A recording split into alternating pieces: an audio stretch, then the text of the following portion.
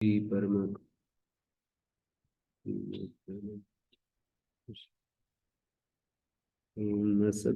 सत्कर्म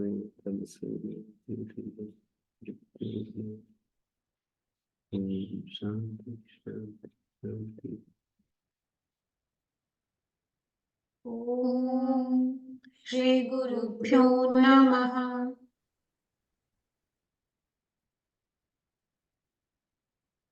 तिप्यनस्ते तिपि परतः सकारांतस्य पदस्य अनस्तेर दकारादेशो भवति। अचकात भगवान। तिप के पर रहते ना, ऊपर से स की अनुवृत्ति है, सकारांत पद को दकारादेश होता है अस को छोड़कर। जैसे प्रत्युदाहरण से समझोगे, अनस्ते क्यों कहा? आप एव इदम सलिलम सर्वम आह इत्ते अस्तेर लंगी तिपि बहुलम छंदसी ती ईट न भवती। आ जो रूप है,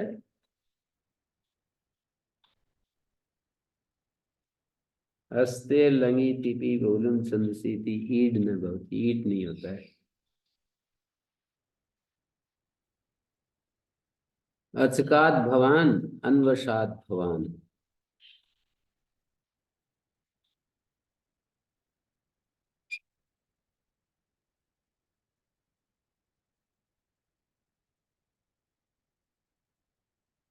अचकात भवान अन्वशात भवान है।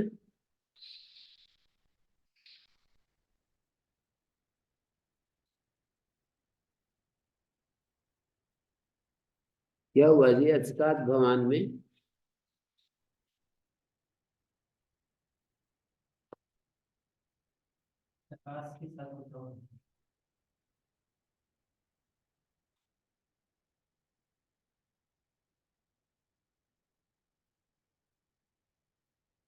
चकास धातु के स को द हो गए हैं।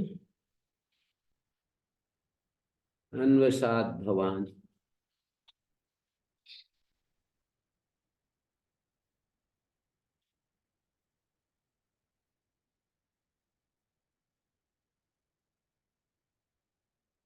चकाश्री धातु थी, आगे तिप आया, तिप का हल्गियां भी लोप हो गया। अदादिगण की धातु है तो बीच में से विकर्ण हट गया, लंग लकार का रूप है तो स को द हो गया। यहाँ पर सकारांत पद होना चाहिए, सकारांत पद होना चाहिए, पर वो अस धातु के ऊपर ये नियम लागू नहीं होता। सकारांत पद को दकार होता है, पर अस धातु को छोड़कर तिप के परे रहते। पद भी होना चाहिए और वो सकारांत होना चाहिए। ये सूत्र वैसे ही हैं, ये वाला भी, अगले वाले भी, दो तीन और आगे भी। रो रूप दायदीर्घ का, जैसे कि न लोभा प्रातिपदिकांत में प्रातिपदिक भी देखते हैं और पद भी देखते हैं, यहाँ पर भी वैसा ही है बिल्कुल। पद भी देख रहे हैं और सकारांत भी देख रहे हैं। तिप के पर रहते का मतलब तिप का लोप हो गया, जैसे जहां पर तिप हट गया है तब ये सकारांत पद मिलेगा। पद बनाने में तिप बीच में बाधा नहीं डालेगा, क्योंकि तिप तक की पद संज्ञा तिप को लेकर के सकार पर्यंत की पद संज्ञा है। प्रत्यय लोभ प्रत्यय लक्षण तिप को लेकर सकार पर्यंत की पद संज्ञा होगी।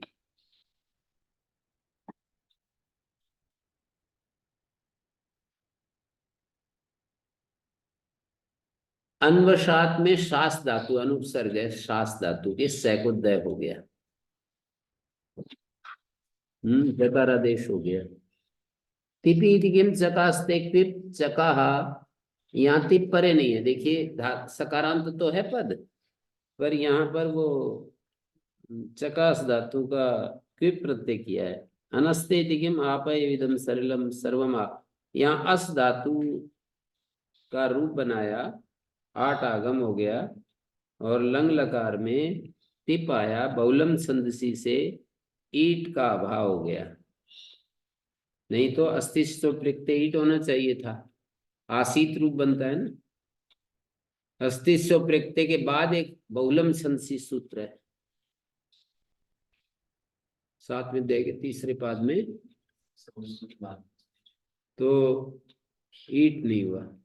ईट नहीं हुआ तो रूप हमारा बन गया, आहा रूप बन गया।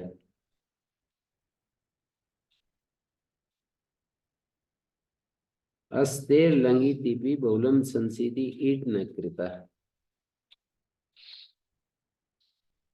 आपा एविदम सलिलम सर्वम आ।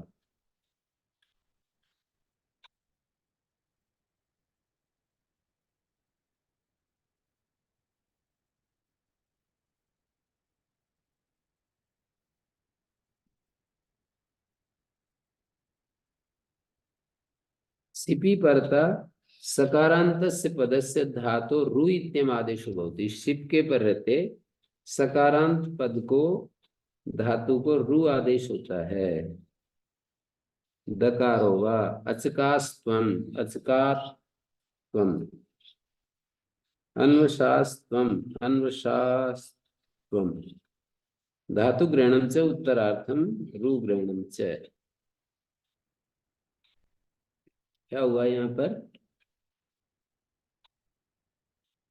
इन सब सूत्रों में मैंने कहा सिप आएगा, हलियां लोप हो जाएगा। जैसे वहां तो अचकात भवान था, यहाँ अचकास्तम हो जाएगा, बस इतना ही अंतर है। अन्वशात भवान अन्वशास्तम, बस इतना ही अंतर है। सिपी धातु रुड़वा, यहाँ दकार और रू दो कर रहे हैं, दकार भी हो जाएगा और रू भी हो जाएगा सिप में। धातु ग्रहणम उत्तरार्थम रू ग्रहणम से, रू और धातु उत्तरार्थ जा रहे हैं। तो दो रूप नहीं दिए ना, अचकास्तम, हाँ दो रूप दे रखे हैं, अचकास्तम और अचकात्वम। अन्वशास्त्वम अन्वशात्वम, अन्वशास्त्वम है तो पहले रू होगा, फिर उसको विसर्जनीय होगा, फिर विसर्जनीय से स होगा, और द हो जाएगा तो खरीचे तय हो जाएगा त्वम के परिवर्ते। अन्वशात्वम अचकात्वम, द को खरीचे से तय हो जाएगा।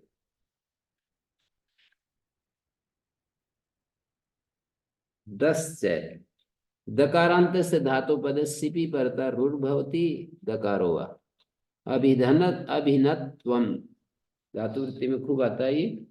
दकारांत धातु भी होनी चाहिए, पद भी होना चाहिए।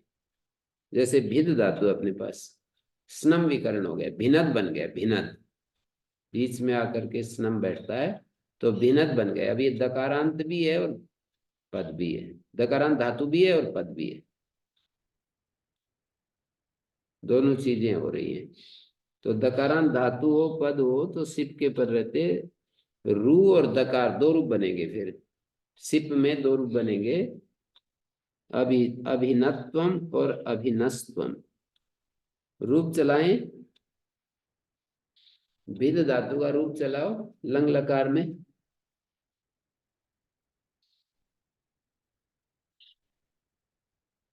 हैं? अभिनत पहला वाला रूप तो अभिनत बनेगा तिप में। हैं?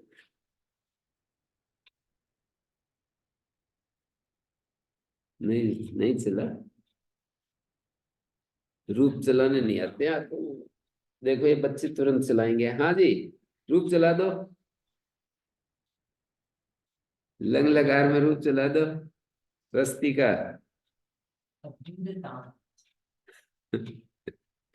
नहीं, सूत्र आते नहीं है, भाग करके नहीं आते हमारे पास, बुलाने पड़ते हैं।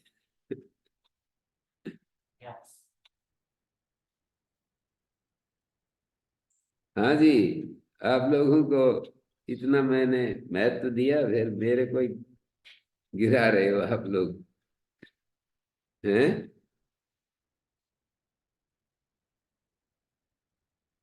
अभिनत अभिनताम अभिनदन, अभिन अभिन अभिनय और अभिनत, अभिनतम अभिनत, अभिनदम अभिन अभिंद्व अभिंद, सब जगह स्न सुर लोपा आकार लोप हो रहा है, बस इतनी सी बात है।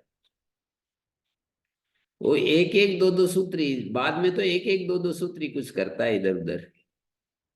एक प्रक्रिया सेट हो जाए दिमाग में तो एक सूत्र दो सूत्र ही बस, ज्यादा से ज्यादा आगे पीछे करते हैं रुकू।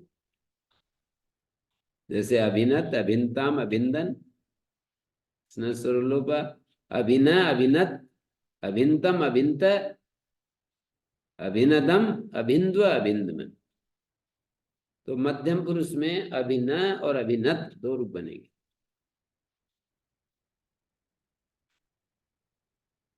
बता देते बच्चों को, मेरी आवाज नहीं पहुंची मेरे ख्याल में, कहीं इंटरनेट की इंटरनेट की कहीं गड़बड़ हो रही है, नहीं तो बता देते। ऐसा ही लग रहा है ना, इंटरनेट ने मेरी बात वहां तक पहुंचाई नहीं कि मैं कुछ पूछ रहा हूँ। रो रूप दया दीर्घ का धातु ग्रहण किसके लिए किए हैं सिद्धि? हैं? धातु ग्रहण किसके लिए किए? क्या सिद्धि धातु सूत्र, उसमें धातु ग्रहण किस सूत्र के लिए किए? दस्ते के लिए। दस्या में भी जरूरत नहीं पड़ेगा। क्यों? और उसके लिए रो रूप दया दीर्घिका के लिए। आगे तो हो सकता है क्योंकि दस्या में तो वही सारी शर्तें होंगी जो सिद्धि धातु। हाँ, रो रूप दया दीर्घिका के लिए समझ सकते हैं।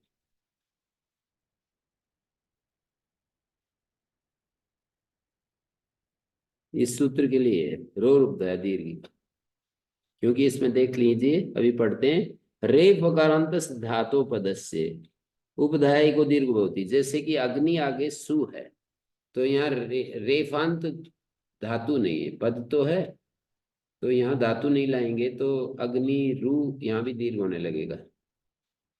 अभी गी पू धू आशी वकार ग्रहणम उत्तरार्थम, वकार जो है उत्तर के लिए, हलीचे के लिए। उपधा ग्रहणम किम अभिभर भवान, उपधा एक को दीर्घ होता है। ये उपधा में, अभिभर में जो बै में इकार है ना, वो उपधा में नहीं है, वो दूर चला गया है। अभ्यास में जो है भ्री भ्री दुर्वचन हुआ, अभ्यास में भ्रियामित से इकारादेश हो गया, अभ्यास से चर्च भय को बै हो गया है। अभिभर भवान, अभ्यास इकार से माभूत, अभ्यास के इकार को नहीं होगा।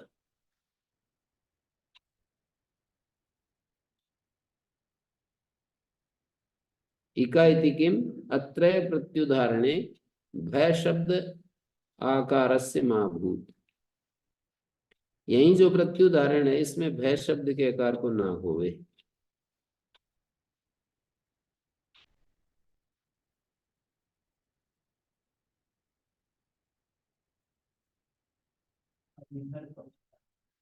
अत्रैव प्रत्युदाहरणे भय शब्द, इका इति किम भय शब्द के आकार को कहीं दीर्घ ना हो जाए, इसलिए इक बोला है।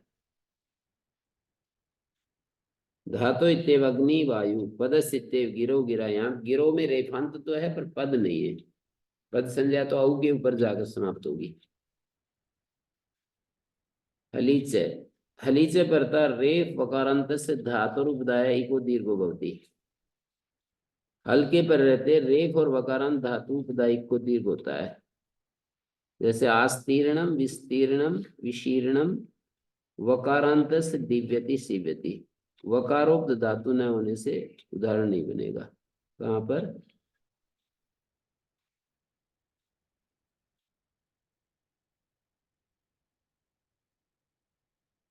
हलीच, हलीच परता रेफ वकारांत धातु उपदायी को दीर्घ भवती ना, रेफ वकारांत धातु होनी चाहिए। जैसे आस्तीर्णम में रेफांत धातु है, और वकारांत जैसे दिव्यति में वकारांत धातु है, हल्के पर रहते दीर्घ हो रहा है। गुरुजी हाँ जी, जी आवाज कट रही है।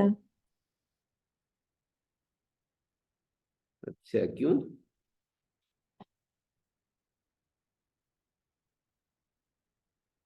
कट रही है तो क्या करें बताओ?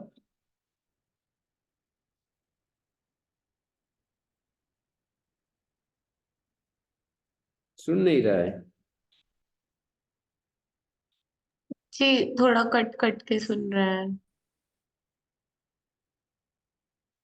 तो आपका इंटरनेट की प्रॉब्लम है शायद, है ना? या यहाँ के इंटरनेट की प्रॉब्लम है? जी शायद हम और वहाँ की या यहाँ की, कोई भी? अनुस्वर में नहीं, हैं? कहाँ पर? यह सही है। हाँ, अगर आपको पिक्चर दिख रहा है तो सही है। हाँ दिख रहा है। अपना किन का पिक्चर? ही दिखा होगा। ठीक है यहाँ तो कुछ। यहाँ तो सही है, आपके इंटरनेट में गड़बड़ है।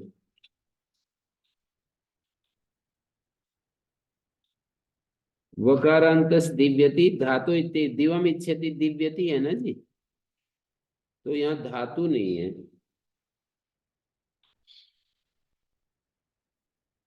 क्यों? दिवम इच्छति यहाँ पर द्युलोक को चाहता है, हैं? हमारे शरीर में 3 लोक है ना, एक पृथ्वी लोक, अंतरिक्ष लोक, द्युलोक। तो द्युलोक को चाहने वाले को ये बोलेंगे दिव्यति। तो दिव्यति में धातु नहीं है, ये जो दिव शब्द है, धातु फिर बनेगी तो दिव्य बनेगी। किस प्रत्यांत धातु बनेगी तो दिव्य बनेगी, दिव प्रातिपदिक है।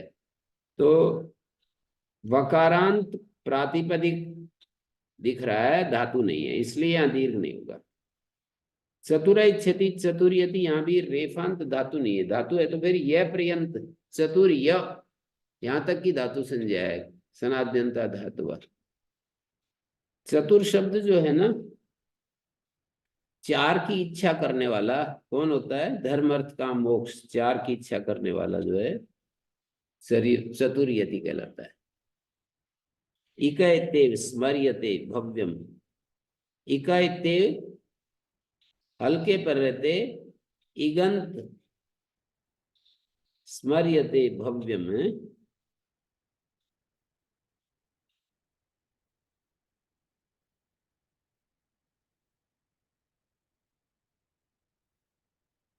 इकैतेव में क्या हुआ? स्मर्यते में स्मृ धातु को गुणोर्ति संयोगाद्य गुण हो गया। अब ये रेफांत धातु तो है पर इक नहीं है। और भव्यम में, भव्यम में क्या हो गया? इक नहीं है, इक। वकारांत भू को भो बनकर एक वांतादेश होकर भाव तो हो गया, वकारांत धातु तो हो गई, लेकिन इक उपधा में इक नहीं मिला, तो भव्यम शब्द में दीर्घ नहीं होगा।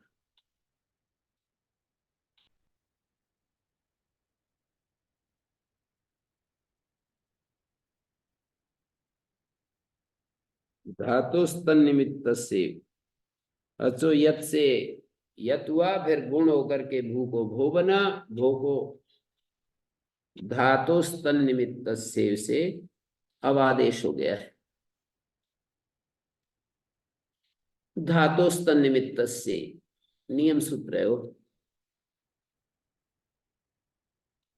उपधायाम च हलीति अनुवर्तते धातुरुपधाभूतो यो रेफ वकारो, धातु के उपधाभूत जो रेफ और वकार हल परक हो तो उपधायी को दीर्घ हो जाता है। जैसे हुर्छा धातु है, हुर्छिता, मूर्छिता और उर्विता। वकारोक्त धातु रेफ और वकार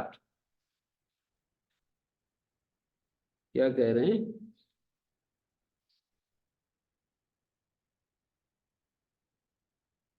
ऊर्छा में रेफ, उपधा में जो रेफ और वकार हल परक, जैसे उपधा में र है और हल में छ आ गया, तो हल परक उपधा में र है, उसकी उपधा को दीर्घ होता है, हु को दीर्घ हो गया।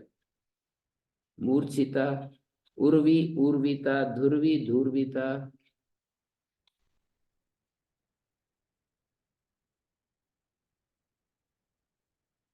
न्यास में हूर्छिता में च भी डाल रखा है, वो ठीक नहीं है।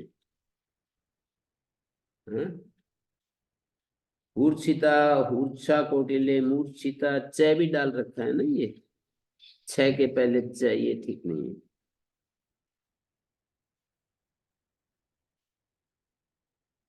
तो यहाँ मैं ये कहना चाह रहा था कि उपधा में जो रेफ वकार उसकी उपदाई को दीर्घ होता है, हल परे हो तो। ऊर्चिता, मूर्छिता, उर्विता, धूर्विता।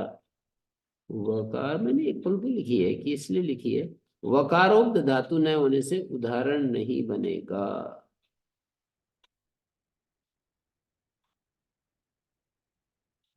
दिवम इच्छति दिव्यति, वकारोक्त धातु न होने से।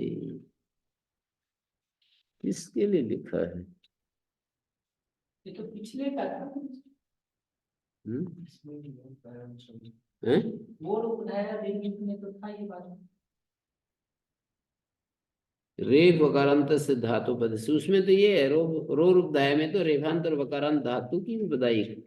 पर मैंने यहाँ एक पंक्ति लिखी है, वकारोक्त धातु न होने से उदाहरण नहीं बनेगा। कौन सा उदाहरण नहीं बनेगा?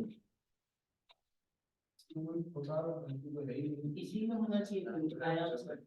हैं? हलीचे में उठाया चाहिए।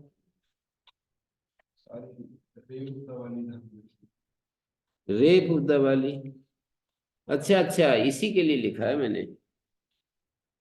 ये वकारोक्त धातु कोई मिलेगी नहीं, तो रेफ उपदा के ही उदाहरण है सारे, है ना?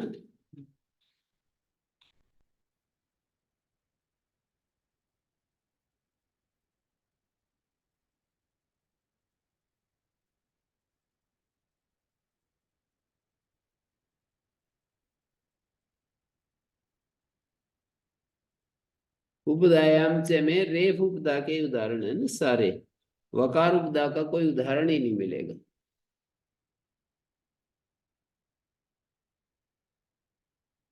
हलितेव, चिरी जिरी चिरीणोती, जीरीणोती, यहाँ स्नो विकरण है ना ये धातुएं।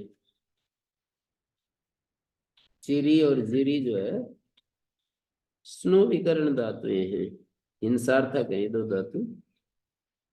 तो चिरीणोती में हल परे नहीं है, उपदा में तो रह है पर हल परे नहीं है। ईकस्मान भवति री गतो रीर्यतु ऋजु, और वी गत्यादिशु में विव्यतु विव्यु। यहाँ उपदा में तो र है और हल परे भी है, और विव्यति में भी उपदा में वह हल परे है। तो यहाँ क्यों नहीं होता? कहते हैं यणादेश स्थानिवत्वात्, यणादेश स्थानिवत हो जाएगा। जो एरने का जो संयोग पूर्व से यणादेश हुआ है वो स्थानिवत हो जाएगा, तो ई दिखेगा, री री ये स्थिति दिखेगी, वी ये स्थिति दिखेगी। असिद्धत्वात् से बहिरंग लक्षणत्वेन, और बहिरंग लक्षण होने से वो असिद्ध भी हो जाएगा।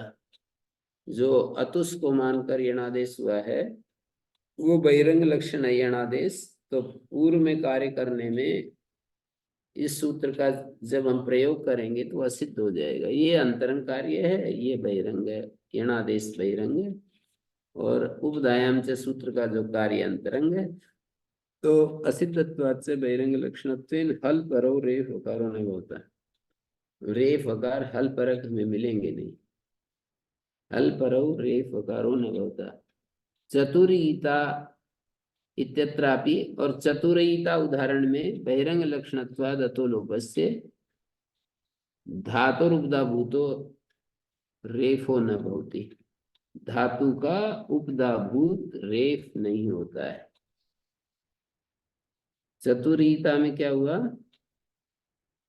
अंतरंग बहिरंग पहले की 17 देखेंगे। चतुरयिता क्यजंत से त्रिच लाए हैं और ईट आगम हो गया, क्यज प्रत्यांत। चार को चाहने वाला चतुर्य बन गया, और उससे त्रिच आया, त्रिच को ईट हो गया। अतो लोपा और क्यस विभाषा। यदायम लोपो न भवति तदा धातुरुपदा भूतो रेफो हल परस्य इति दीर्घ प्रसंग।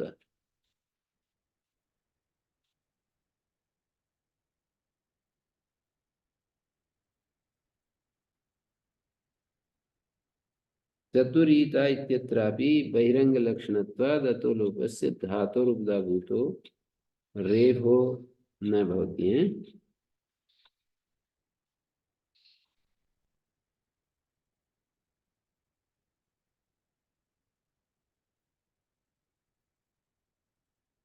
चतुरयिता में क्या हुआ, बहिरंग लक्षणत्वाद अतोलोपस्य, जो अतोलोपा है ना, ये बहिरंग लक्षण है। अकार का लोप जो हुआ है आर्धातुक पर रहते, वो बहिरंग है। धातु उपधा भूतो रेफो न, धातु का उपधा भूत रेप नहीं मिलेगा, असिद्ध हो जाएगा ना, तो वो उपधा में क्या मिलेगा, रेफ नहीं मिलेगा, यकार मिलेगा। चतुर्य धातु है, चतुर्य, चतुर्य उदाहरण में अकार का अतोलोपा होगा और अकार का लोप हुआ, तो फिर उपधा में हम गए तो उपधा में र दिखने लगा, लेकिन वो असिद्ध हो जाएगा, असिद्धम बहिरंगम अंतरंगे असिद्ध हो जाएगा, तो उपधा में यकार दिखेगा, र नहीं दिखेगा। तो इसलिए चतुरीता में सूत्र नहीं लग पाया। प्रतिदीवना में हलीच इति दीर्घत्वम, प्रतिदीवना में प्रतिदीवन प्रातिपदिक था, प्रतिदीवन में दिव धातु है, अन प्रत्यय है, तो दिव के वकारांत धातु दीर्घ विदो लोप अजादेश स्थानिवत भाव प्रतिषेधा असिद्धम बहिरंगम अंतरंगे इत्ते तत्तु नाश्रयितव्यम। क्या कहा, प्रतिदीवन आगे टा है, टा अल्लोप होना से आकार का लोप होता है, प्रतिदीवन आगे टा, तो वकारांत धातु की इक को दीर्घ होता है, हल परिरत, तो प्रतिदीवन में वकारांत धातु है, उपधा वकार वाला सिस्टम यहाँ पर, मतलब प्रतिदीवन दीवना में उपधायाम से सूत्र ना लगाकर हलीचे से दीर्घ लगा रहे हैं। उपधा में जो वकार, उसके एक को दीर्घ हल्के पर रहते,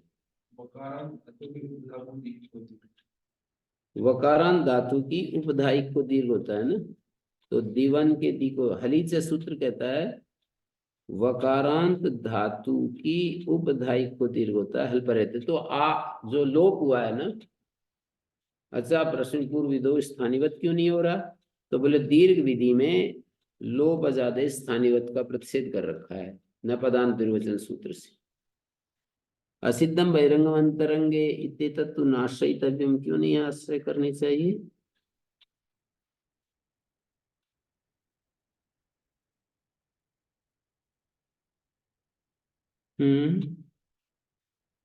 ननु महाभूत स्थानिवत भाव, कहते चलो स्थानिवत भाव तो नहीं हुआ, अच्छा प्रश्न पूर्व विधौ का न पदांत निर्वचन निषेध हो गया, विभक्ति आश्रयत्वेन अल्लोप बहिरंग, विभक्ति का आश्रय किया है तो अल्लोप बहिरंग है, और तस्य सिद्धत्वाद हल पर होने भवती, तो कहा इस परिभाषा के अनित्य होने से यहाँ आश्रय नहीं किया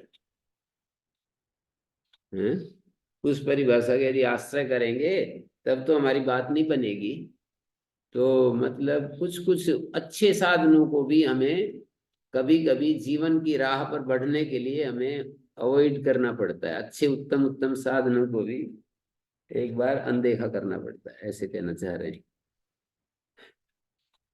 उत्तम उत्तम साधनों को अनदेखा करके और तात्कालिक रूप में मतलब आगे बढ़ जाना होता है,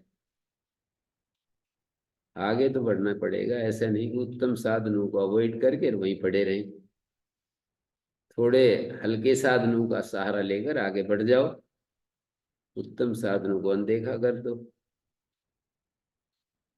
ये नहीं कह रहे हैं कि उत्तम साधनों को अनदेखा करना पड़ता है और वहीं पड़े रहो, यहाँ तो ऐसे दिखाया ना कि असिद्धम बहिरंगम अंतरंगे को अनदेखा कर रहे हैं और अपना काम बना रहे हैं प्रतिदीवना में, यदि उसको देखने लगेंगे तो ये प्रतिदीवना बनेगा ही नहीं।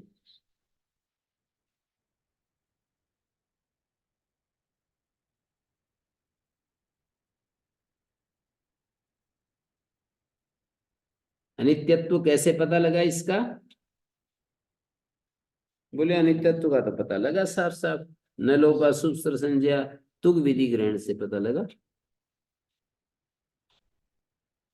है ना, तुग विधि ग्रहण में पता लग रहा है ना, न लोपा शुभ स्वर संज्ञा तुग विधि कृति, ऐसा पढ़ा है, तो तुक विधि की क्या आवश्यकता है यदि ये परिभाषा, वहां कहा तुक विधि में न लोप असिद्ध होता है। जैसे वृत्र है भ्याम, तो व्याम को मान करके न लोप हुआ है, न लोप होकर तुक पाने लगता है।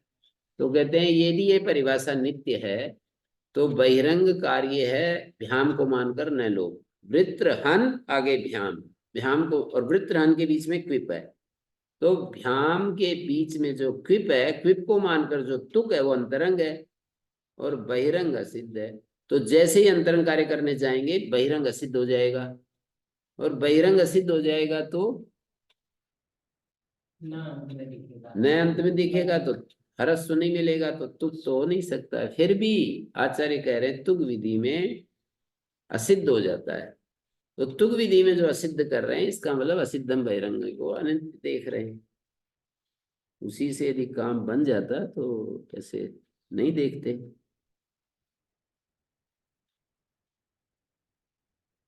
तुक विधि ग्रहण से ज्ञापित होती है कि ये परिभाषा अनित्य है।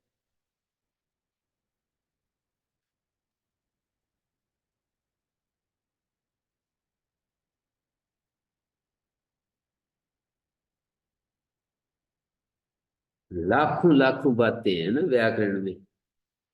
महर्षि दयानंद जैसे मेधावी महामती को भी ये लिखना पड़ा। ये बड़ा कठिन विषय है जिसको कि पढ़ने पढ़ाने वाले ईमानदारी से लगे रहे तो ही काबू में आता है, यूं कह रहे। सत्याग्रह में कह दिया कि जितना पढ़ा परिश्रम इसमें करना पड़ता है उतना अन्य शास्त्रों में नहीं, ऐसे कहती है।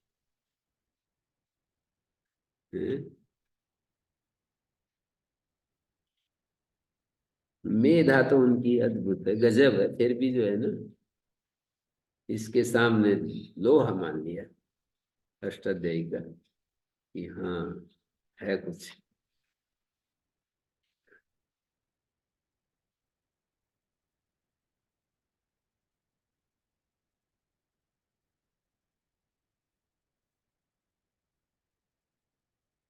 मुझे तो न्याय शास्त्र और भी ज्यादा कठिन लगता है, ये जो है ना व्याकरण से भी ज्यादा न्याय जो है ना उसकी जो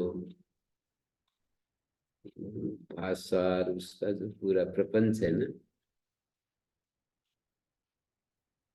वो मीमांसा का भी ऐसा ही लगता है। पर मेरे सिद्धांत ने न्याय मीमांसा आदि को इतना ज्यादा इसकी तरह से मतलब नव्य न्याय नव्य मीमांसा को ज्यादा महत्व नहीं दिया प्राचीन। नव्य न्याय थोड़ा कठिन। हम्म। और प्राचीन नव्य मीमांसा भी कठिन ही है, तो उनको इतना ज्यादा महत्व नहीं दिया कि इसमें क्या पढ़ना, अपना तत्व तत्व ग्रहण करो और आगे बढ़ जाओ। सारे शास्त्रों को पढ़ाना चाहते हैं और अंततः उनका लक्ष्य तो ये है कि भगवान की भक्ति करें आदमी। थोड़े थोड़े शास्त्रों को मतलब इन्हीं में रचा बचा ना रहे, अपना सार सार ग्रहण कर ले और फिर भगवान की भक्ति करे और अपने जो व्यवहार है उनको ठीक करे। ये मेरे स्नान का पूरा निष्कर्ष। सांसारिक व्यवहार ठीक से करे, किसी को दुख ना दे, यम नियम का पालन करे और स्वयं दुखी ना हो व्यवहार में, और भगवान की भक्ति करे। ये देखो पूरा दर्शन आ गया उनको।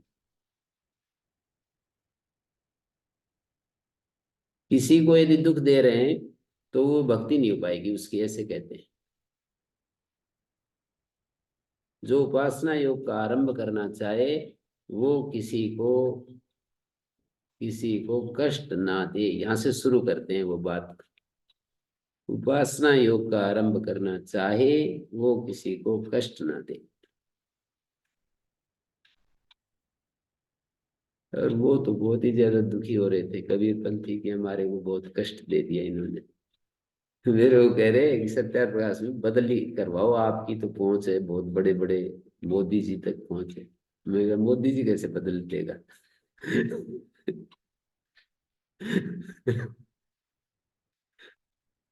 बोले मैं तो बहुत दुखी हूँ। मैं तो बहुत ही परेशान हूँ, क्या करें अब। महर्षि दयानंद तो देखो ये प्रतिज्ञा कर रहे हैं, तो इसका मतलब दिल तो नहीं दुखाना चाह रहे हो। अब दुख रहा है तो क्या करें वो। सत्याग्रह प्रकाश के प्रारंभ में भी लिखा है ना भूमिका में, मैं किसी का दिल दुखाने के लिए ये सब नहीं कर रहा हूँ। कई बार हम दूसरे पर आक्षेप करने के लिए, उसको नीचा दिखाने के लिए करते हैं। मैंने व्यवहार में देखा कई बार होता है ऐसे। तो मेरे सिद्धांत का वैसा अभिप्राय नहीं है, ऐसे उन्होंने कहा है।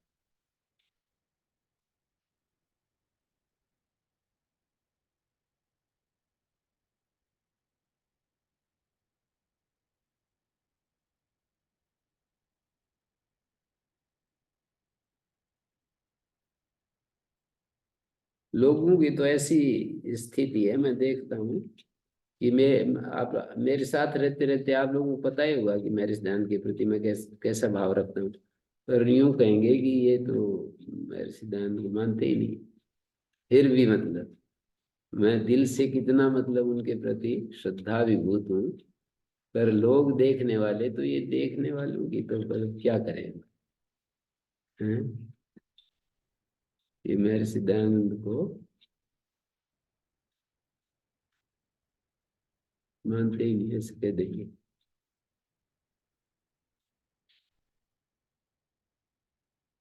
तो लोगों की तो बात बिल्कुल विचित्र है। उणादय व्युत्पन्नानि प्रातिपदिकानि इति जिव्री किरियो गिरियो इत्यमादि से दीर्घो न भवति।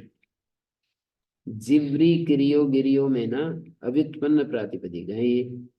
तो वकार उपधा में है और हल परे है, तो दीर्घ क्यों नहीं हो रहा। गिरियो में भी गिरी, गिरी ओस अव्युत्पन्न प्रातिपदिक है। उणादि सुन अवश्य व्युत्पत्ति कार्य होती। अतः क्री कमी कंस में कमी ग्रहण से ये बात कंस ग्रहण से ज्ञापित की गई है। अतः क्रिकम कंस आगे एक सूत्र आ रहा है, वो कहता है कि आकार से उत्तर विसर्जनीय वो सकार होता है। क्री कमी कंस कुंभ पात्र कुशा करणीसु आदि के परे रहते, तो वहां पर क्री और कम धातु का ग्रहण किया है ना, और फिर कंस शब्द भी पढ़ दिया है।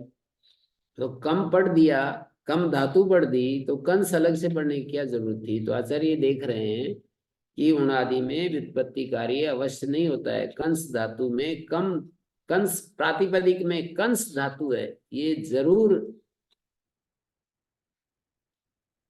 जरूरी नहीं कि हमें देखना ही पड़ेगा। हम कंस सीधा प्रातिपदिक भी अव्युत्पन्न रूप में देख सकते हैं। कंस ग्रहण से ज्ञापित होता है ये। कम पढ़ने पर भी जो कंस पढ़ा है, कम से ही कंस बनता है ना।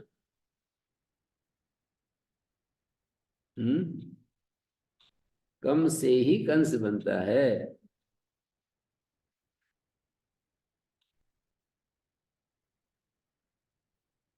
हम्म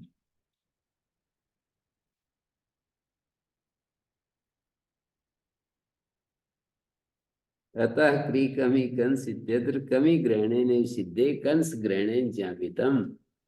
कंस ग्रहण से इस बात को ज्ञापित करते हैं कि क्वचित व्युत्पत्ति कार्यम भवत्येव क्वचित न भवति। कहीं कहीं तो होता है, जैसे प्रतिदीवना में तो दीवन है ना। किरियो में यणो बहिरंगत्व अनाश्रित एवं परिहार होता है। वो बहिरंग लक्षण जो यणादेश है उसको अनाश्रय करके ये परिहार दिया है। उणादि उत्पन्नानि प्रातिपदिकानि। किरी में यदि हम रेफांत धातु मान लें तो फिर दीर्घ प्राप्त होगा। रेफांत से धातु उपधाय का दीर्घ बहुत ही हलिक पड़ता है। किर, किरी के ही को यह हो गया। अब ये बहिरंग लक्षण यणादेश है, उसको अनाश्रय करके ये परिहार दे रहे हैं। उसको आश्रय करेंगे तो फिर इस परिहार की जरूरत नहीं पड़ेगी। बहिरंग लक्षण यणादेश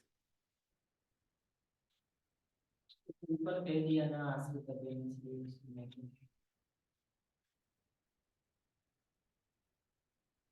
कहीं व्युत्पत्ति कार्य लेते भी है, कहीं नहीं लेते। कंस ग्रहण से बात ज्ञापित है। कमी ग्रहणे ने सिद्धे कंस ग्रहणे ज्ञापिति न व्युत्पत्ति कार्य में अवश्यम भवति। व्युत्पत्ति कार्य यदि अवश्य हो तो कंस निरर्थक हो जाता है ना, कम से ही काम चलेगा। हैं? क्या?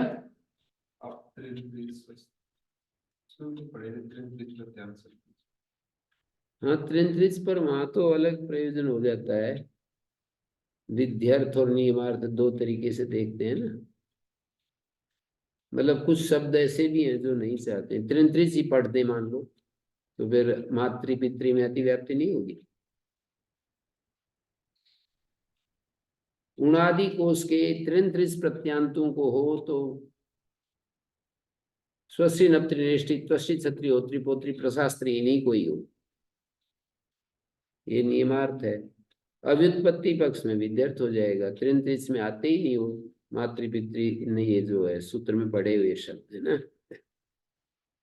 स्वश्री तो अलग शब्द है, अब त्रिंत्रिच स्वश्री नप्त्रिनेष्टि।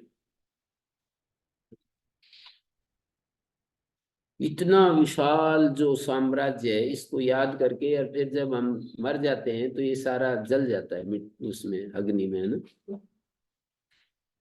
है? पर जो वीर पुरुष होते हैं वो ऐसे नहीं देखते हैं कि ये तो आगे खत्म ही होना है तो क्यों संग्रह किया।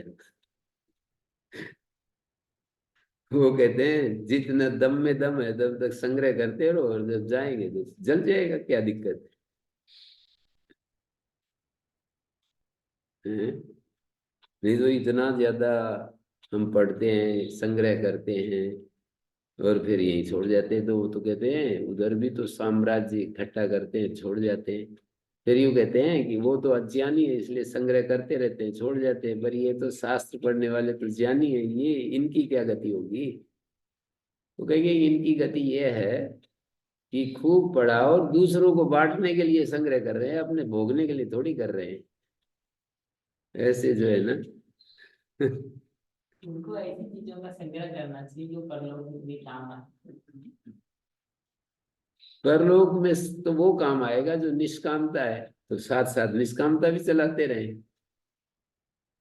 ये लोग थे ना, स्वामी दयानंद जी ने कहा कि चारों वेदों का जब भाष्य मेरा प्रकाश में आएगा, ऐसे प्रतिज्ञा की रे, सूर्य की तरह सारे संसार में प्रकाश हो जाएगा। इतने वेग से लगे भी हुए थे, लेकिन जैसे ही उनको मृत्यु सामने आई, बोला बिल्कुल शांत हुई, प्रसन्न हुए, मतलब विचलित नहीं हुए उससे। तो ये क्या हो गया, ये वाली ट्रिक सीखनी पड़ेगी। कितने वेग से लगे हुए थे, मृत्यु को देखकर घबराए नहीं, बोले ये तो बहुत अच्छा हो गया है, भगवान ने अच्छी लीला की है।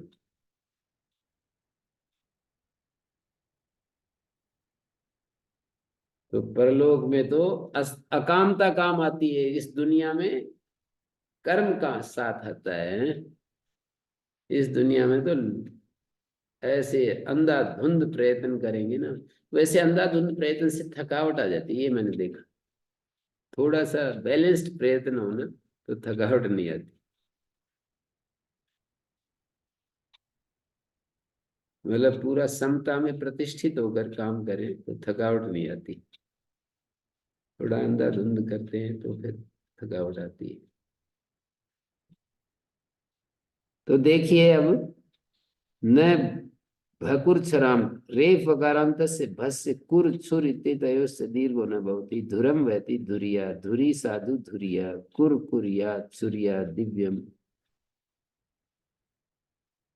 भय संज्ञक है यहाँ, धुरम वहति धुरिया में यकार आदि प्रत्यय को मानकर भय संज्ञा हो रही है, और यहाँ भी साधुर धुरी साधु धुरिया, और कुर जो है ना अतुत्सार धातु के कु हो गया है, क्री को कुर हो गया, तो इसको भी हली से दीर्घ पाएगा। सूर्या दिव्यम में भी पाएगा, दिव्यम में भय संज्ञा है,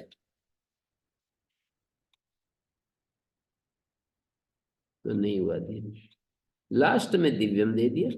अच्छा, पहले रेफ के उदाहरण दिए फिर वकार का दे दिया। रेफ वकाराभ्याम भय विशेषणम किम, रेफांत और वकारांत भय होना चाहिए, ये प्रतिदीवना में तो नकारांत भय है, रेफांत और वकारांत भय संजय होना चाहिए। प्रतिदीवना, प्रतिदीवने,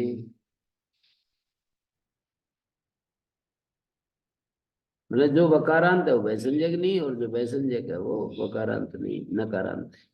अथो शेर धातु दो मां। प्रतिदीवन का अर्थ क्या है? प्रतिदीवन का अर्थ तो वो होगा, प्रतिदीवन में बता देता हूँ अभी।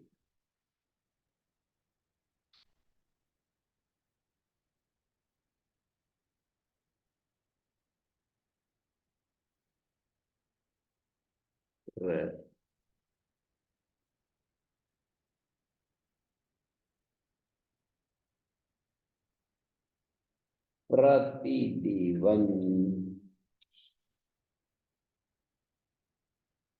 दिवस को कहते हैं।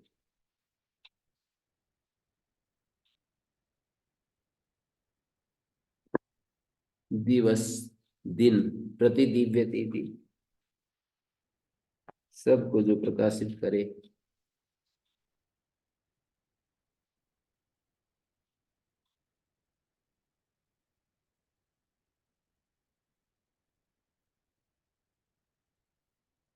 ये जो कम ग्रहण के बाद कंस का ग्रहण किया है, उसको भी उनादी कोश में अगर देखना हो, मतलब उनादी प्रत्यय के अर्थ में, तो ये देखी जा सकती है कि कम धातु से बनने वाले व्युत्पन्न पक्ष में, कि कम धातु से बनने वाले उनादी कोश से सिर्फ कंस का ही ग्रहण,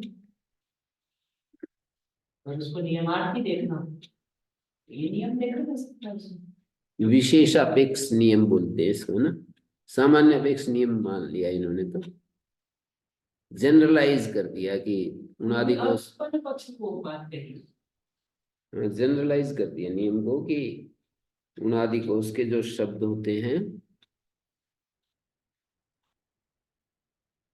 उनादि कोश के जो शब्द होते हैं वो व्युत्पन्न भी होते हैं। हाँ ठीक है, कंस को तो यही मानते हैं, पर इसमें उनादी कोश के बाकी शब्द लेते हैं कि नहीं? बोल दिया ना, जब सामान्य अपेक्ष नियम लेंगे तो सारे पर लागू होगा, विशेष अपेक्ष नियम होंगे तो कंस पर ही आना पड़ेगा। ये कंस शब्द तो अव्युत्पन्न है, बाकी तो व्युत्पन्न है, ऐसे विशेषापेक्ष नियम, तो नियम का संकोच करना पड़ेगा, व्याप्ति से संकुचित होना पड़ेगा। व्याप्ति होता है ना,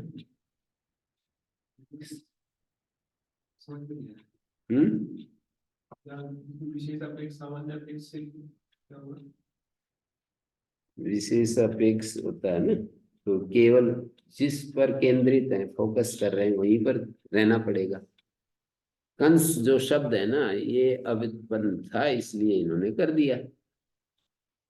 कम ग्रहण करने पर भी कंस कंस तो, पर ये है कि कंस ही क्यों था, तो बोले कि गुणादि कोश में ऐसा होता है, तो फिर वो विशेष अपेक्ष चलेगा नहीं, यहाँ पर सामान्य अपेक्ष ही रखना पड़ेगा। मतलब गुणादि कोश में ऐसा होता है कि अव्युत्पन्न भी होते हैं, इसलिए कंस को पढ़ना पड़ा।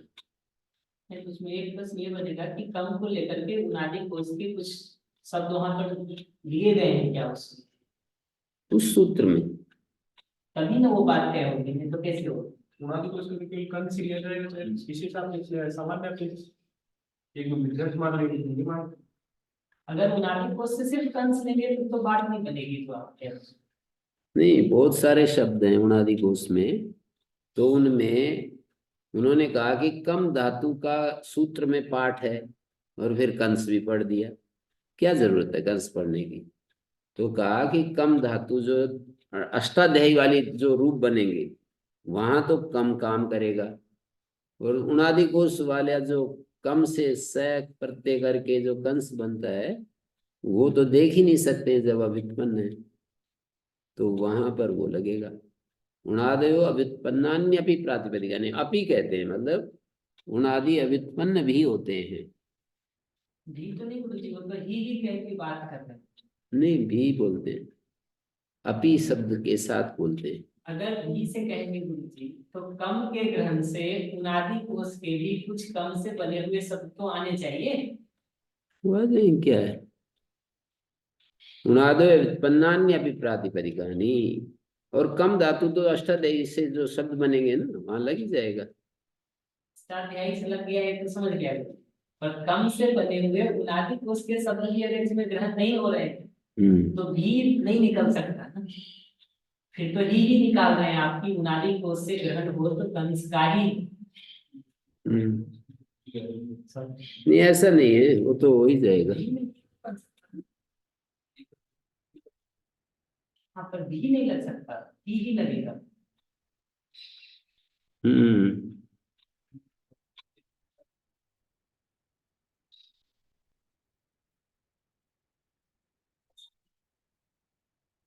और उत्पन्न भी में कहोगे तो शब्द कुछ उत्पन्न भी तो होते हैं।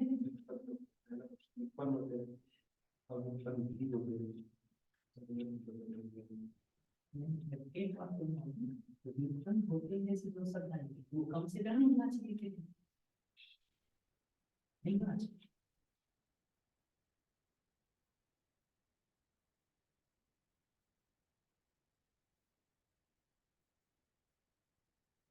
अदसो से धातु दो माँ, अदसो असकारांत से वर्ण से दात पर सुवर्णादेशो भवति, दकारा दकार से च मकार है, दकार को मकार होता है।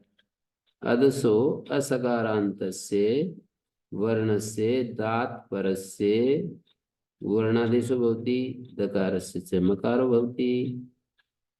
अमुम अमु अमून अमुना अमुभ्याम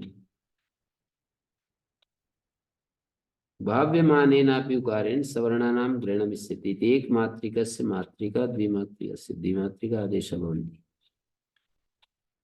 भाव्यमान के द्वारा भी सवर्णों का ग्रहण चाहते हैं। दिव उत में तपरकरण से बात ज्ञापित होती है ना, दिव के स्थान में उकारादेश होता है, दिव पदस्य उकारादेश भवति। तो उस तपर के द्वारा ये बात ज्ञापित होती है कि भाव्यमान होता हुआ भी, भाव्यमान माने विधीयमान, किसी एक के स्थान में जब दूसरा आदेश होता है तो उसको विधीयमान कहते हैं। उसके द्वारा सामान्य नियम तो ये था कि भाव्यमानेन सवर्णानाम ग्रहणम न, तो भवति उकारेण सवर्णानाम ग्रहणम, उकार के द्वारा तो भाव्यमान होते हुए भी सवर्णों का ग्रहण हो जाता है। एक मात्रिका से एक मात्रिका, द्विमात्रिका से द्विमात्रिका आदेशो भवति। ठीक है ना।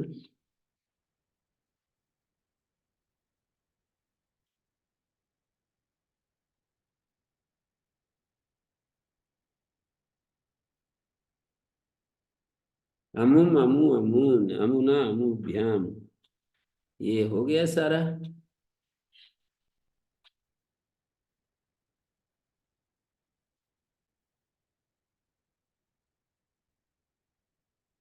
जैसे आप देखिए अमू बन गया, अमू तो अदस शब्द आगे अऊ आया, अऊ के प्रत्यदादि नाम आकार आदेश, अद आगे अऊ, प्रथम पुरुषवर्ण पुरुषवर्ण दीर्घ पाया, नादिची से दीर्घ का पुरुषवर्ण दीर्घ का मना हो गया, फिर वृद्धि रेची से वृद्धि हुई, अदऊ बन गया। अदसो शेर दादु दोमा सूत्र से दकार से उत्तर दीर्घ अऊ के स्थान में दीर्घ उ होगा, प्रमाण कृतांतरी बोलते हैं इसको।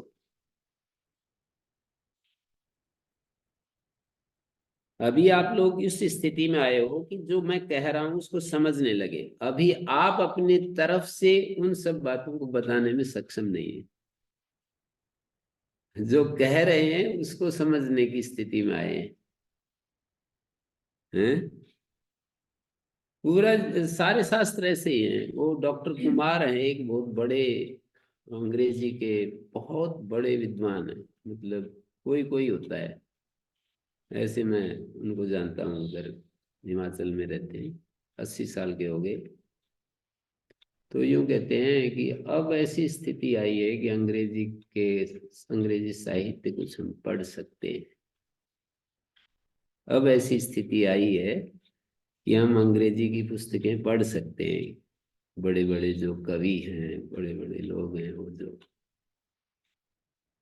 तो ऐसे सबके साथ ही घटता है। जैसे आचार्य प्रचेता जी कहेंगे कि अब ऐसी स्थिति आई है कि काव्यों को मैं पढ़ सकता हूँ, तो हम लोग कहेंगे कि ऐसी स्थिति आई है कि अब व्याकरण को ठीक से समझ सकते हैं?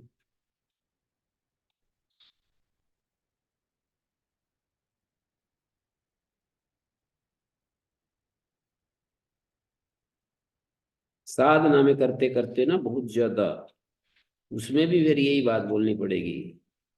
जैसे श्री अरविंद आश्रम में बहुत ज्यादा जो साधना करते रहते हैं, फिर कहते हैं कि अब ऐसी स्थिति आई है कि श्री अरविंद की बातें सावित्री महाकाव्य में जो उन्होंने बताई है वो समझ में आने लगी। ऐसे जीवन की बलि चाहता है ये सब, पूरा अस्तित्व, हम जिस दिशा में भी बढ़ना चाहते हैं। जीवन की बलि से कम में जीवन को संतोष नहीं है कि पूरे जीवन की बलि देना चाहोगे तो मैं तुम्हारे लिए संपूर्ण रूप से अपने स्वरूप को उद्घाटित कर दूंगा, जीवन ये कहता है। हैं? बलि नहीं दोगे तो मैं ठीक है अपने में तृप्त हूं, तुम अपने में तृप्त हो, खेलते रहो। असे विधि किम अद इच्छति अदस्यति। असे कहा है सूत्र में, सकारांत नहीं होना चाहिए। अद इच्छति में अदस शब्द सकारांत है, अदसो अनोस्त्राय वक्तव्यम। ओकार रेफयोरपि प्रतिषेधो यथा स्यात्। सूत्र में असे पढ़ा था ना, इन्होंने ओ और रे दो और जोड़ दिए से के साथ। असे में तो सकार मात्र था, इन्होंने दो और जोड़ दिए, ओकार और रेफ।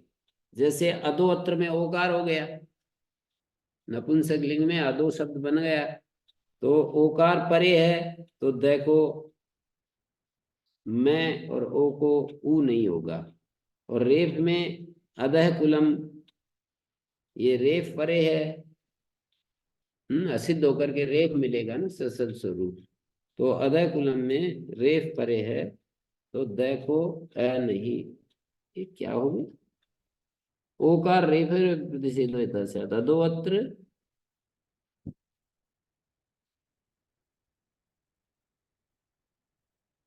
तो दकार जो है यहाँ अदय कुलम में क्या कर दिया है इन्होंने, ओकार सकार रेफा न विद्यन्ते यस्य तस्य। अदय कुलम में विसर्जनीय से सिद्धत्वा रेफांतम एतत्, ऐसा कह रहे हैं। पर रेफांत तो है, पर आकार भी है साथ में यहाँ तो। अदय कुलम के उदाहरण में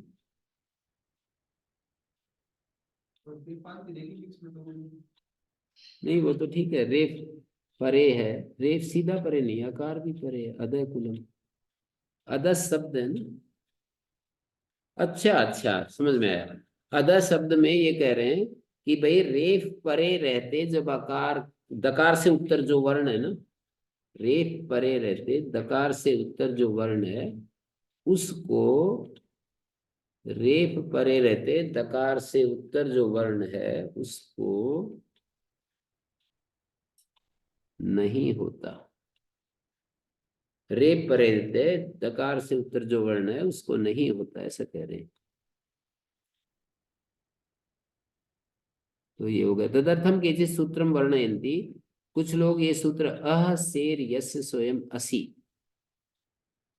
अब ये ऐसे उदाहरणों को केचित कह देते हैं ना, भाष्य में जो वर्णन किया है उसको फिर थोड़ा कहते हैं कि भाष्यकार को केचित कह देते हैं, ये ठीक नहीं है।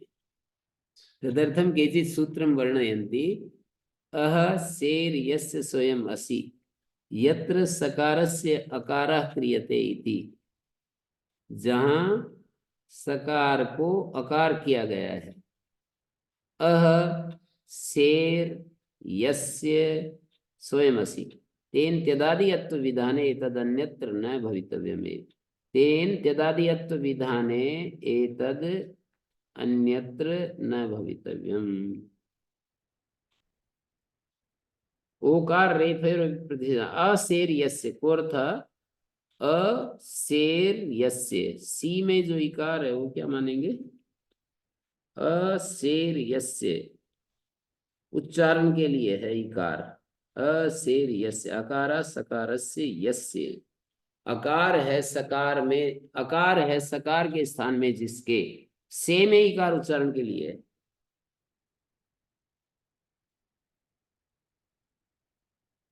शेर यस्य इकार उच्चारण के लिए, सी में जो ई है ना उच्चारण के लिए। न्यास में भी दिया है उच्चारण अर्थ, पर उसमें इकार और जोड़ देते तो, इकार जोड़ देते तो ज्यादा स्पष्ट होता। इकार उच्चारण अर्थ। अशेर यस्य का मतलब ये हुआ, अ से षष्ठी है, अ स के स्थान में है जिसके, उसको असी कहेंगे।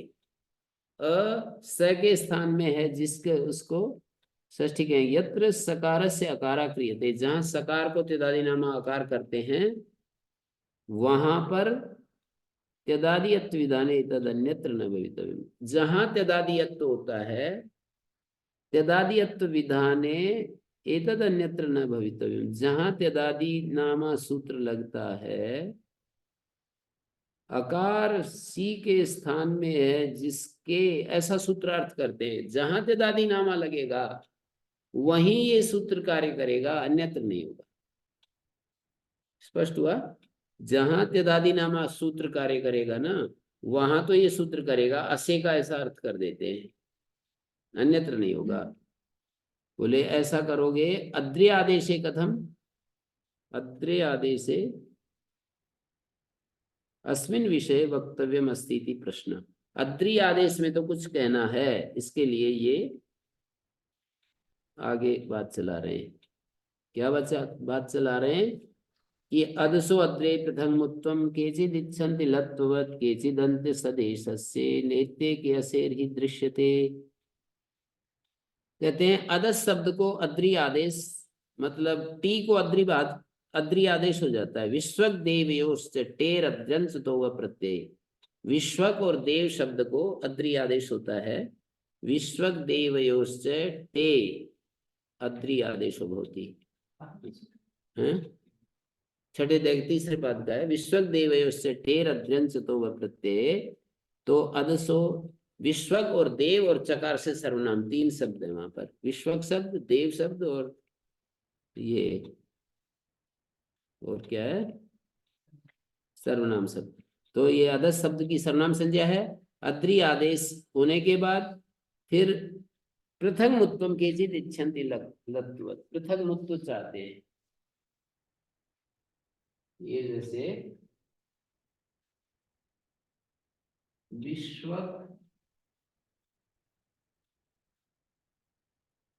ये अदस नहीं, विश्वक नहीं, अदस शब्द है।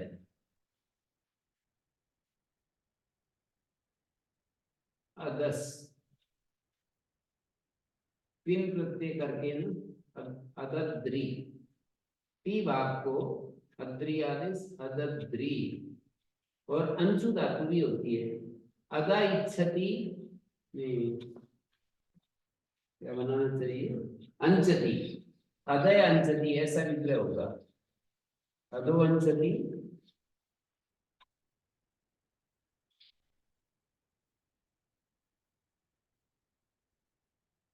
अदो अंचति, तो फिर अंशु धातु से पिन प्रत्यय किया और अंग और अद्रि इक्वल्सी अदद्र्यं, ऐसा होगा। तो कहते हैं अब इस उदाहरण में पृथक, जैसे कि कृपोरोला सूत्र, दो रेफ हैं तो उनको दोनों को लत होता है, चली कृप्यते ऐसा बनता है।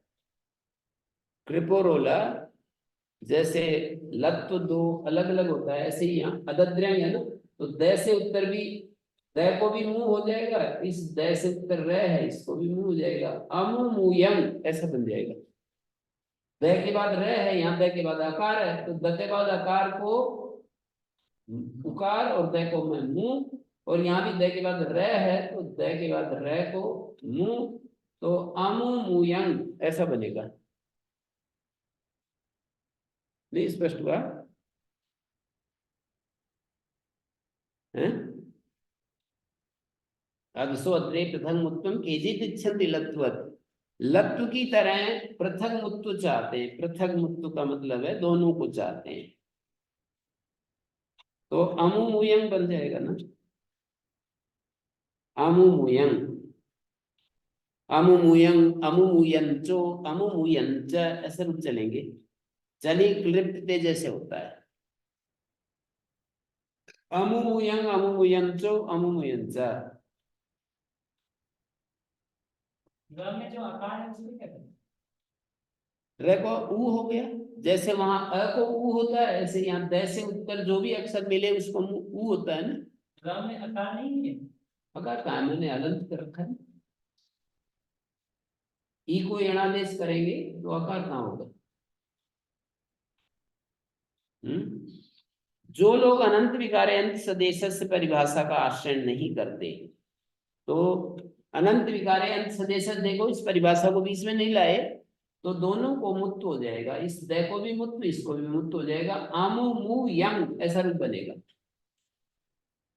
अमु अमु मुयंग, अमु मुयंचौ, अमु मुयंच ऐसा बना। चली क्लिप्यते उदाहरण हो गया। अनंत विकारे अंत से देश ये परिभाषा बीच में नहीं लाए तो ये बना। अब कहते हैं ये तो परिभाषा आश्रयन्ति, परिभाषा में आश्रयन्ति, तेषाम अंत सदेश से भवितव्यम, अंत सदेश को ही होगा। देखिए अंतिम के सदेश, अंतिम क्या है? ये वाला नहीं, अंत तो ये है, अंत के सदेश ये वाला है ना, ये वाला तो फिर दूर हो गया। अंतिम क्या हुआ? ये यंग है, इसके सदेश क्या है? ये वाला, ठीक है। तो ये तो परिभाषा में आश्रयन्ति अनंत विकारे अंत सदेश, अनंत में कार्य हो तो अंत के समीप होता है, तो किसको होगा? अदमुयंग अदमुयंचो अदमुयंच, हैं? ठीक है। और जो लोग ये कहते हैं कि भाई जहां त्यदादि नामा लगता है वहीं ये सूत्र कार्य करेगा, ऐसा जो मानते हैं, त्यदादि अत्व विषय मुत्वेन भवितव्यम इति दर्शनम तेषाम अत्र न भवितव्यम, उनको तो फिर यहाँ होगा ही नहीं। अदद्र्यंग अदद्र्यंच अदद्र्यंच ऐसा रूप बनेगा, अदद्र्यंग अदद्र्यंच अदद्र्यंच। दातीति किम अलवंत्य से माभूत, दात क्यों कहा, दकार से उत्तर क्यों कहा? तो कहते हैं अमुया अमुयो में ना हो अतिव्याप्ति। अमुया में क्या हो गया? यकार को उत्तु प्रसंग पाने लगेगा। अमुया में अध शब्द का तृतीय एक वचन रूप है।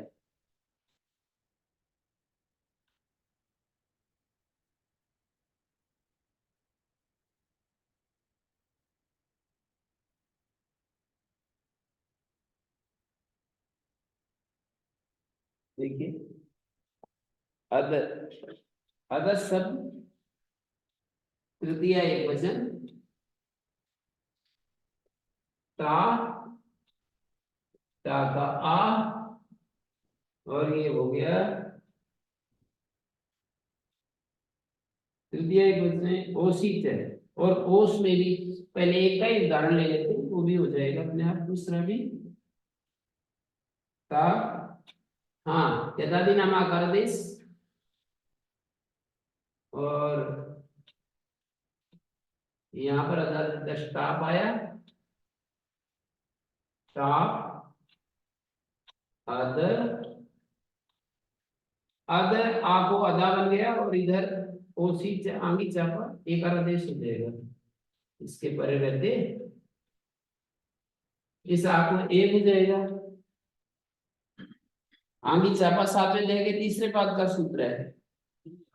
कुछ प्रभाव पड़ेगा इसका, हम्म?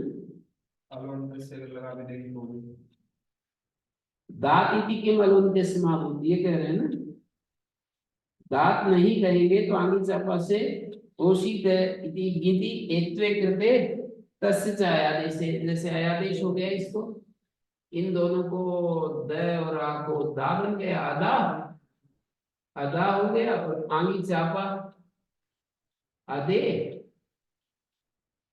और एचो यवा यवा अदय आ, ये तो अंतर है ना, तो सिर डालो दोनों। ये द को मुंह हो गया, अदुमया अमुया, होश में अमुयो, ऐसा बनेगा क्या? अंतर है क्या है? अब तो सिर डालो दोनों। क्या अंतरंग है ये? क्या अंतरंग है? त्रिपादी का कार्य अंतरंग है, एकदम तो देखते थे। देखते तो हैं, पर यहाँ त्रिपादी का कार्य है ना।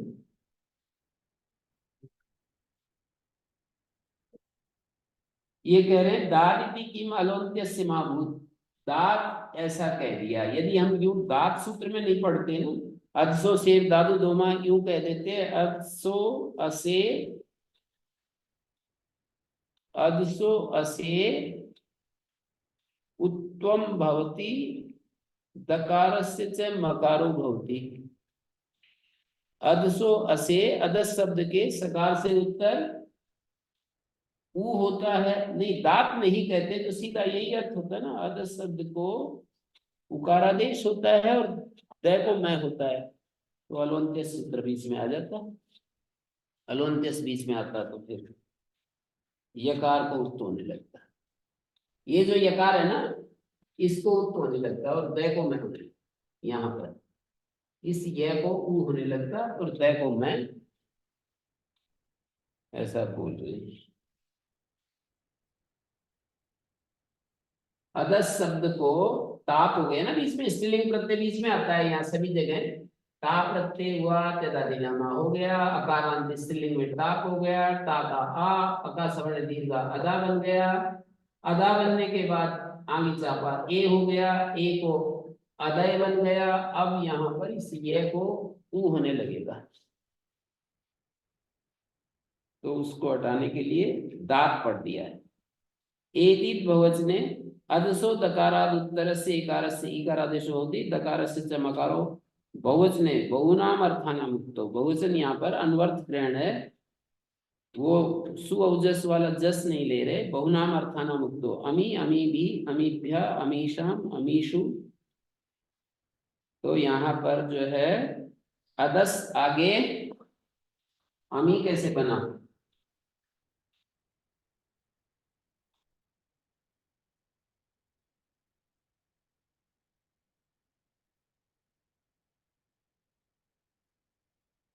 अदस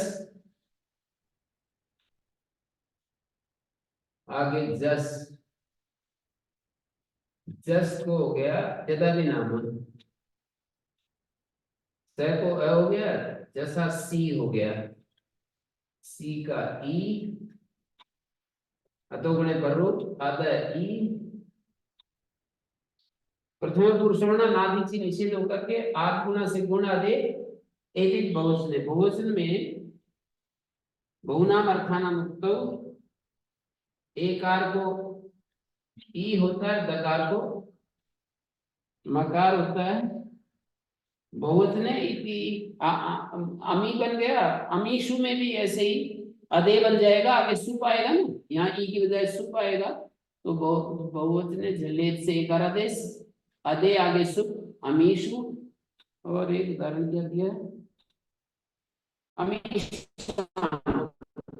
यहाँ पर आम आएगा, सुट आएगा, हो गया शाम, और अदसो बहुवचन झलेत से ए होगा, बहुवचन झलेत अदर, बहुवचन झलेत जैसे यहाँ सुट आ गया आम, और आम के परे शाम के परे अदे होगा, और अदे शाम, इसको ए से उत्तर फिर मूर्धन्य आदेश और ये सब हो जाएगा, और अमी शाम ऐसा बनता है। तो पारिभाषिक बहुवचन से ग्रहणे अमी इत्यत्र न स्यात्। यदि यहाँ पारिभाषिक लेंगे ना, पारिभाषिक तो परे लेंगे, बहुनाम अर्थानाम उक्तो, बहुनाम अर्थानाम वचने कहेंगे तो हो जाएगा। ओम शांति शांति शांति। अच्छा